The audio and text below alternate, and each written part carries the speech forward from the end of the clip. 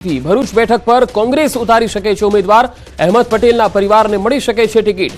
ફૈઝલ પટેલ અથવા મુમતાજ પટેલને ટિકિટ આપી શકે છે। ફૈઝલ પટેલે કર્યું આદિવાસી જાગૃતિ કાર્યક્રમનું આયોજન। કાર્યક્રમમાં મોટી સંખ્યામાં લોકો પણ જોડાયા। આમ આદમી પાર્ટીએ ચૈતર વસાવાના નામની જાહેરાત પણ કરી છે। ત્યારે ટિકિટને લઈને ફૈઝલ પટેલનું નિવેદન ઇન્ડિયા ગઠબંધન નક્કી કરશે તે ઉમેદવાર બનશે। અગાઉ ફૈઝલ પટેલનું પોસ્ટર જાહેર કરવામાં આવ્યું હતું।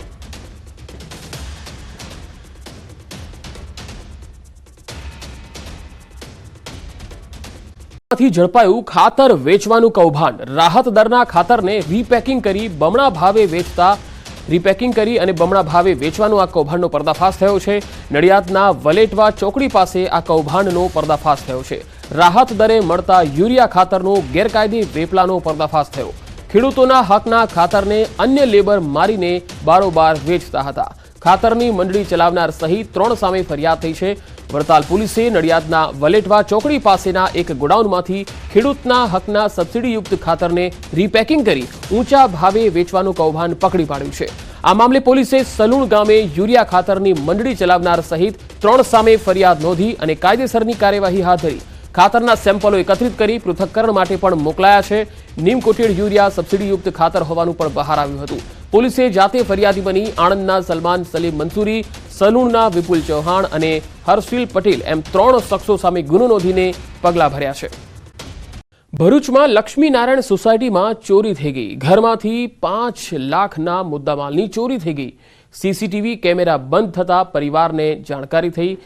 ચોરીની આખી ઘટના સીસીટીવી ફૂટેજમાં પણ જોવા મળે છે। પોલીસે સીસીટીવી ફૂટેજના આધારે તપાસ હાથ ધરી હતી।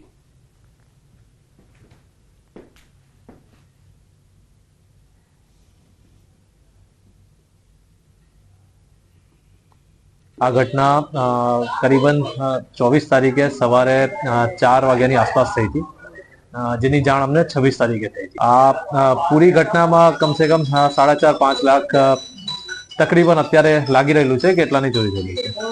હવે પાટણથી એક ખબર આવી રહી છે। પાટણ જિલ્લામાં ખનન માફિયા સામે કાર્યવાહી થઈ રહી છે। સમીના દાદર ગામે ખનન માફિયા પર દરોડા પાડવામાં આવ્યા। ગાંધીનગર ખનીજ વિભાગના દરોડા, પાટણ ખનીજ વિભાગ ઊંઘતું ઝડપાયું છે।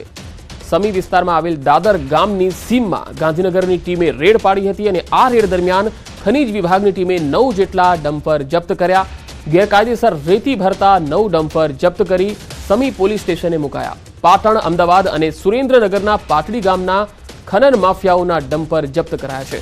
ગાંધીનગર ફ્લાઇંગ ટીમ વધુ તપાસ કરી રહી છે।